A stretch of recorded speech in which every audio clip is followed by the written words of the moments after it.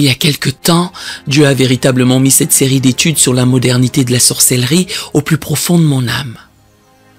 Je me rappelle que lorsqu'il m'a confié cette mission, c'était comme une répartition des divers aspects qu'il souhaitait que j'aborde. Nous y sommes. Je pense que c'est crucial car là où règne l'ignorance, la tromperie s'installe.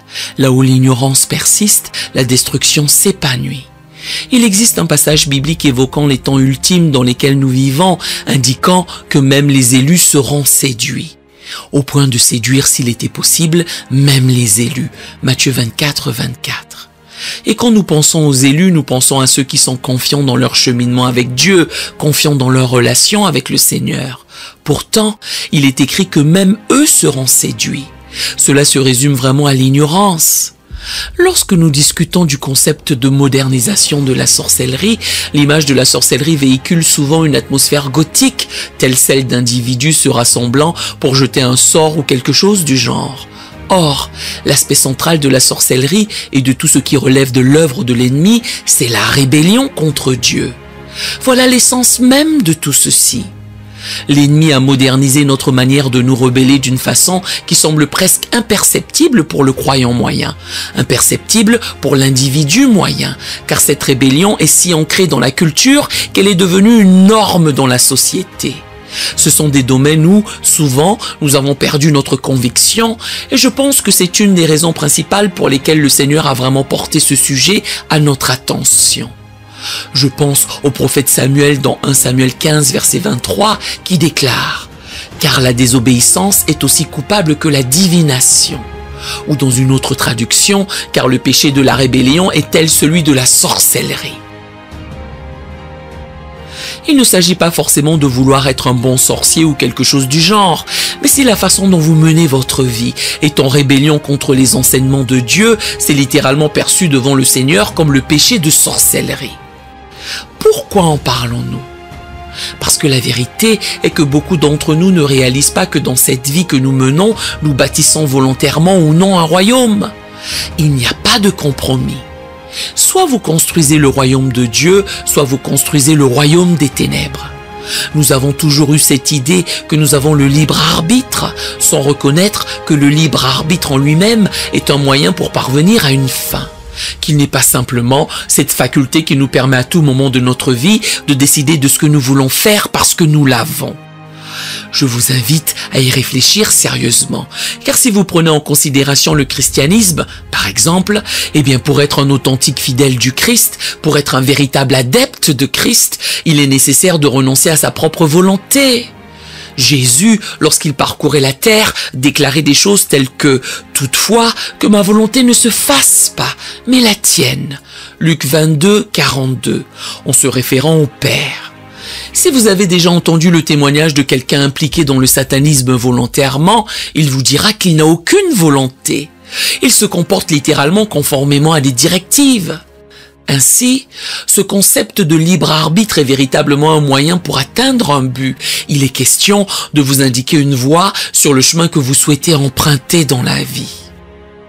Je souhaite partager avec vous ce passage de Deutéronome 30, verset 19. « J'ai mis devant toi la vie et la mort, la bénédiction et la malédiction. Choisis la vie. » Le sentier de la vie est celui qui consiste à suivre Jésus. La Bible affirme qu'il est le chemin, la vérité et la vie. Et le chemin de la mort est celui vers lequel l'ennemi nous entraîne, c'est-à-dire le chemin de la destruction. Il est dit « J'ai mis devant toi ». Retournons au livre de Genèse et pensons à l'époque où Adam et Ève ont commis le péché. Juste avant leur faute, ils étaient sous la juridiction de Dieu, ils étaient sous le régime du royaume de Dieu. Ils se baladaient avec Dieu, ils entretenaient cette magnifique relation avec lui et se trouvaient dans le jardin d'Éden. Et beaucoup de gens croient qu'Éden était peut-être le nom de la terre à cette époque. Je ne sais pas, je n'étais pas là. Mais il y a Éden et il y a le jardin d'Éden, qui est un lieu de proximité et d'harmonie où ils se promènent avec Dieu de manière si belle. Au moment où ils ont commis le péché, il n'y a pas eu de période intermédiaire. Il n'y a pas eu de moment où Adam et Ève se sont sentis en mesure de décider de la façon dont ils voulaient mener leur vie. Car immédiatement, le péché les a fait passer à un autre royaume. Il était en réalité le produit du passage à un autre royaume. C'est pourquoi même le raisonnement d'Adam n'était pas le sien. L'idée de se cacher, de se couvrir et de fuir Dieu n'était même pas ses propres pensées. C'est pourquoi, littéralement, lorsque Dieu le cherche et qu'il dit « Adam, où es-tu » et qu'Adam répond qu'il a peur et qu'ils ont voulu se cacher, Dieu n'a même pas formulé « Où te caches-tu » ou quelque chose de similaire. Il a véritablement dit à Adam « Qui te l'a appris ?» Genèse 3, verset 11. C'était sa première réaction. « Qui te l'a appris ?» Dieu lui révélait qu'il était déjà soumis à un autre royaume. Avant que tout cela ne se produise, il y a un épisode dans les Écritures qui nous expose que lorsque Dieu ramenait les animaux devant Adam, il observait comment Adam allait appeler les animaux. Et quel que soit le nom qu'il attribuait à l'animal, c'était son appellation. Quand Adam a vu le lion, il a instinctivement nommé lion, sans comprendre qu'étant donné qu'il était soumis au royaume de Dieu, il était guidé par l'Esprit de Dieu. Quand Dieu a créé l'homme à partir de la poussière du sol, l'homme était vide. Il n'était pas vivant jusqu'à ce que Dieu souffle en lui le souffle de vie. Et ce souffle de vie était l'esprit de l'homme.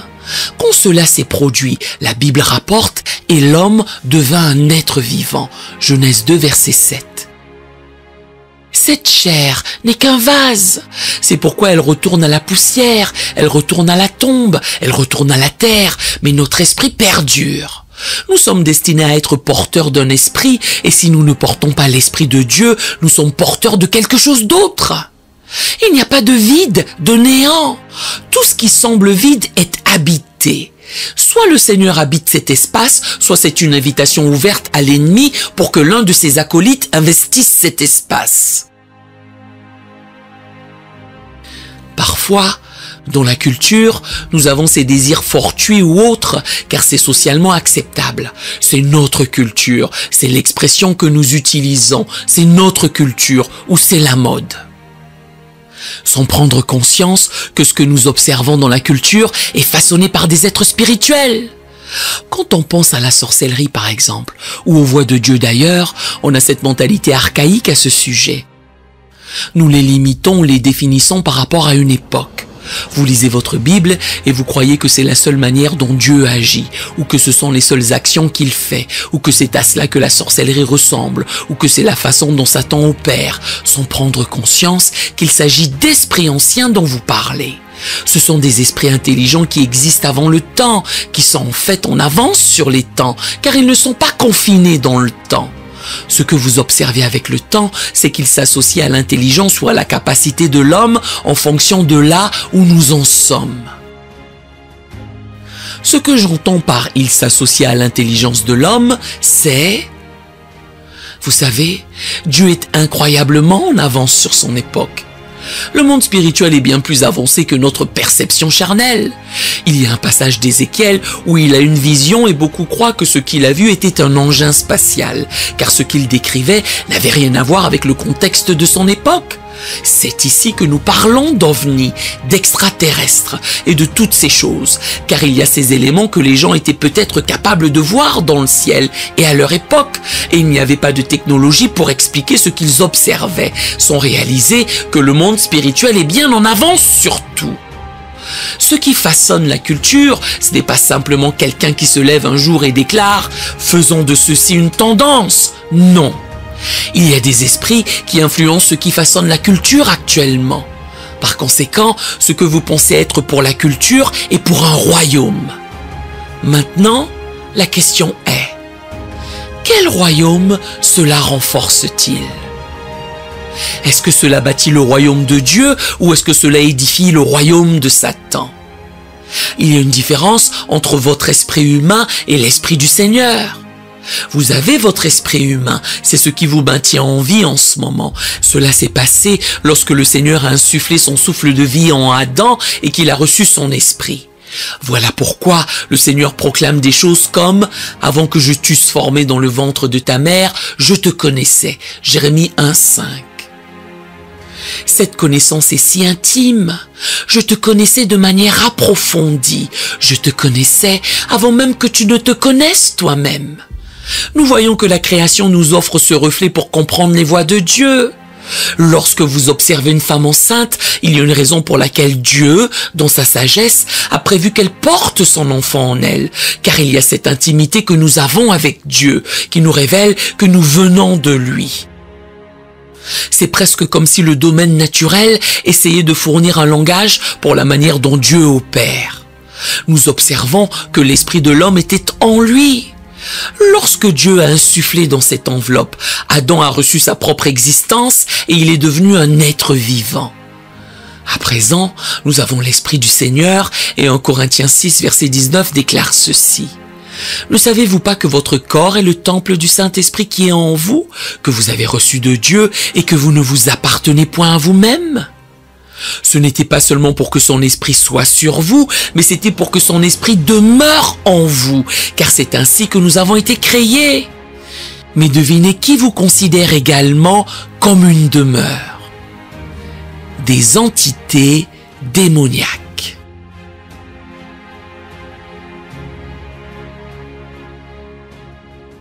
Examinons Matthieu 12, versets 43 à 44.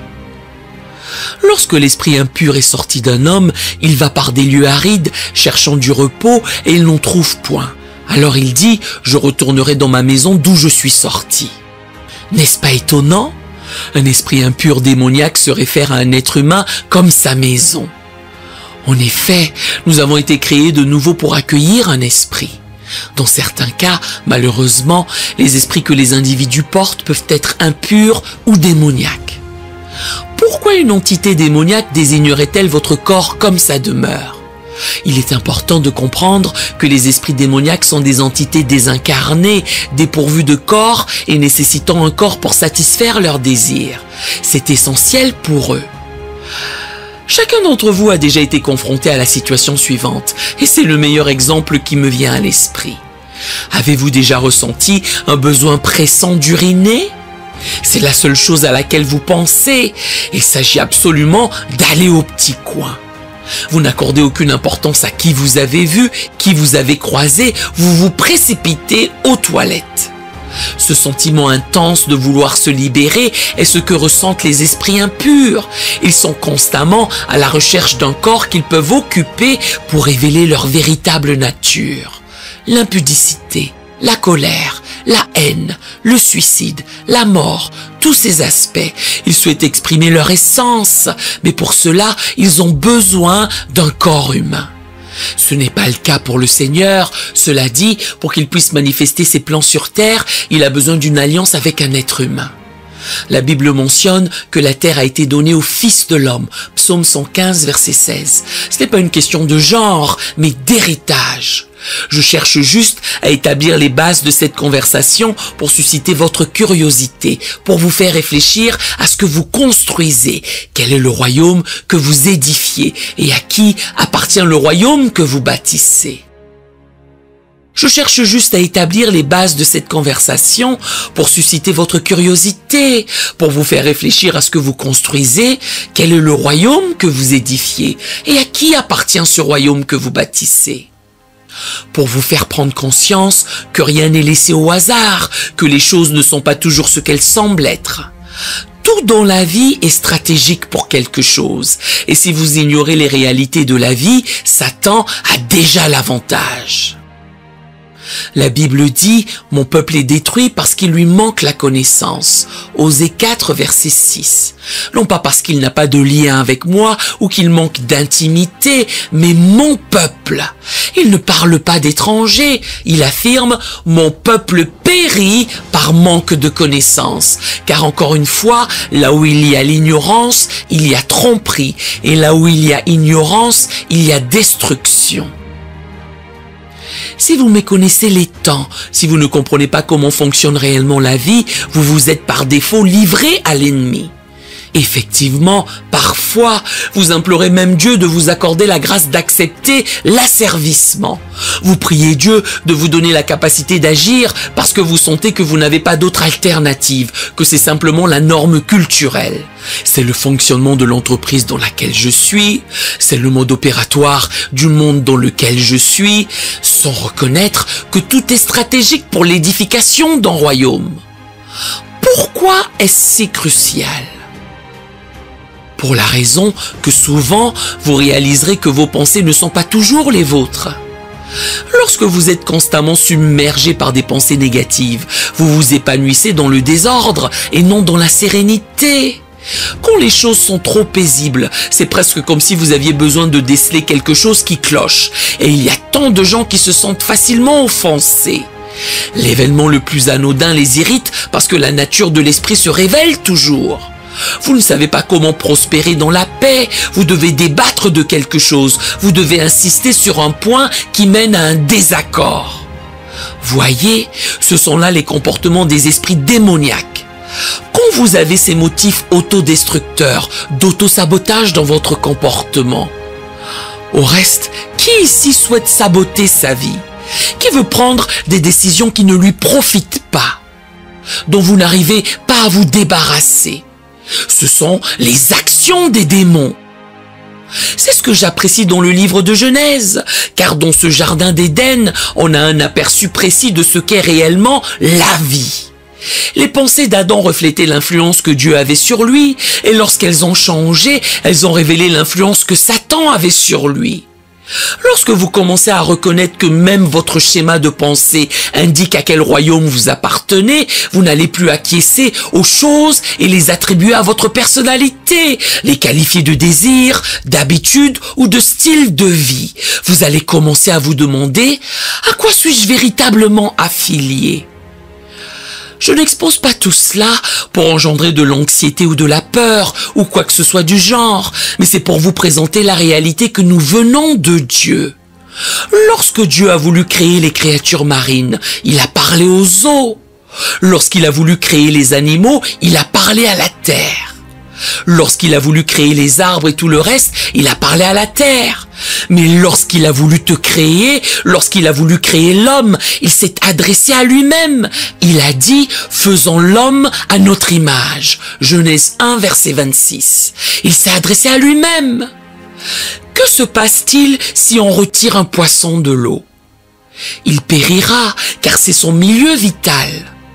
Lisez la Genèse en profondeur. Lorsqu'il voulait engendrer les créatures marines, il s'est adressé à l'eau et a dicté ce qu'elle devait engendrer. Si vous retirez un poisson de l'eau sur le champ, il périra. Lorsque Dieu vous a créé, il s'est parlé à lui-même. Votre existence en dehors de Dieu, c'est la mort. Votre existence sans le Christ, c'est la mort. Ce n'est donc pas une question de peur ou d'insécurité de la part de Dieu. Non, vous provenez de lui. Vous êtes issus de lui. C'est pourquoi il dit « Je te propose un chemin. Il y a la vie et il y a la mort. Choisis la vie. » Sois conscient d'où tu viens. Jésus ne te demande pas de le suivre pour son propre compte, mais il te dévoile la source de ta vie.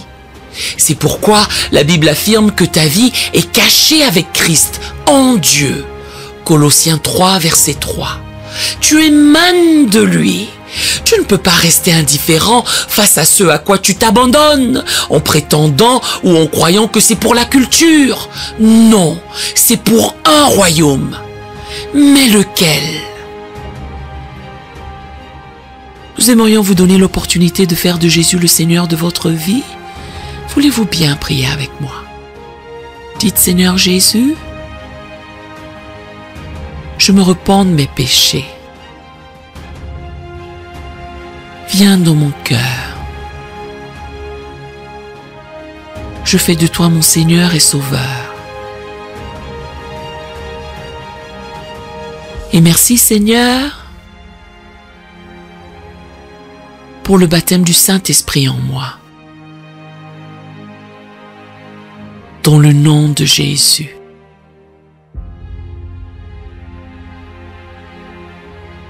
Par cette simple prière, nous croyons que le Saint-Esprit vous conduit sur le chemin de la nouvelle naissance. Allez dans une bonne église qui est basée sur la Bible, donnez à Dieu la première place. Nous espérons de tout cœur que ce message vous encouragera. Si vous connaissez quelqu'un qui puisse être encouragé, s'il vous plaît, envoyez-le lui. Édifions le corps de Christ ensemble. Nous publions régulièrement des messages, des shorts et des prières. Appuyez sur la cloche des notifications pour vous le rappeler. Merci infiniment de nous soutenir en vous abonnant à notre chaîne. Que Dieu vous bénisse merveilleusement.